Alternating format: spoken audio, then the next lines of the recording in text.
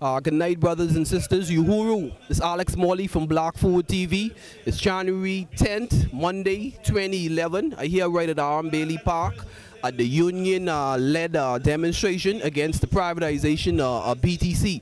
I right here now standing up with two Rastafarian brethren. You know, we about to get their opinions on what they think about the government selling BTC to cable and wireless. Brethren, first tell me your name.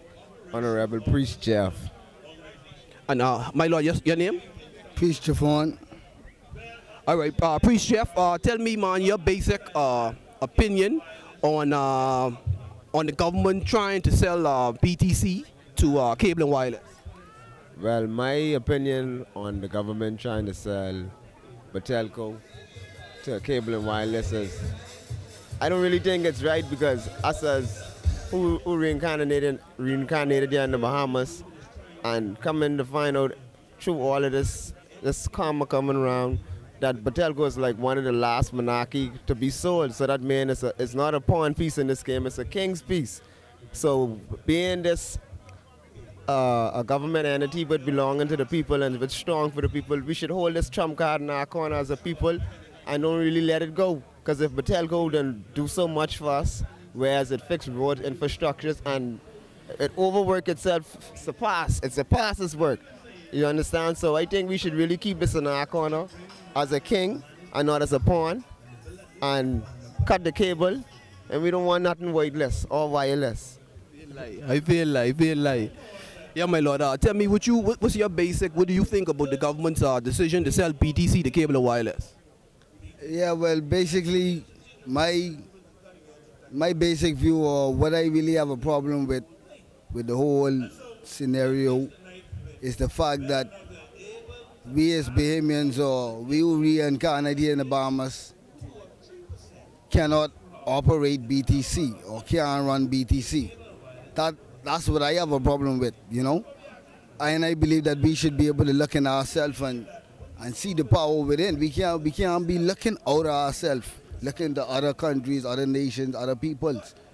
We have the people, we as black people and Bahamians, we could do it. We could run BTC and any other corporation.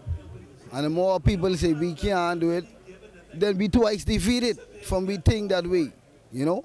So we have to have that confidence to know, say, we can run BTC and we can run this country and we can run this any other corporation here in the Bahamas. I got one more question for y'all, man. I want y'all to tell our viewers what the church doing right now, what y'all got going on, what we could expect from y'all coming up in this new year.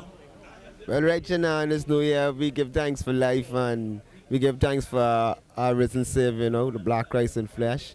And in the upcoming year, we like to do a lot of prosperous things and we like to make our real turn for the Rastafari community through God, you know.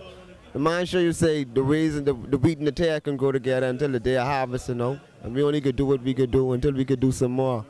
But on the agenda, we got right now a painted co-op, but it's rising strong. And we got the building in the tabernacle. And we got other infrastructures and other things going through, you know. So we just look forward for hands and hearts to come together. Sure, we got to be like the ants, and you know, the ants, whenever they see one another, they greet one another and they help one another. So we got to look back to nature, because the earth is the Lord and the fullness thereof, and the world and they that dwell therein. You know, so we just got to get back to the fundamental basics, loving one another and doing God's work, you know, and everything else can take care of itself. Jah Rastafari. Bless the Lord. Rastafari, y'all heard it right here on Black Food TV.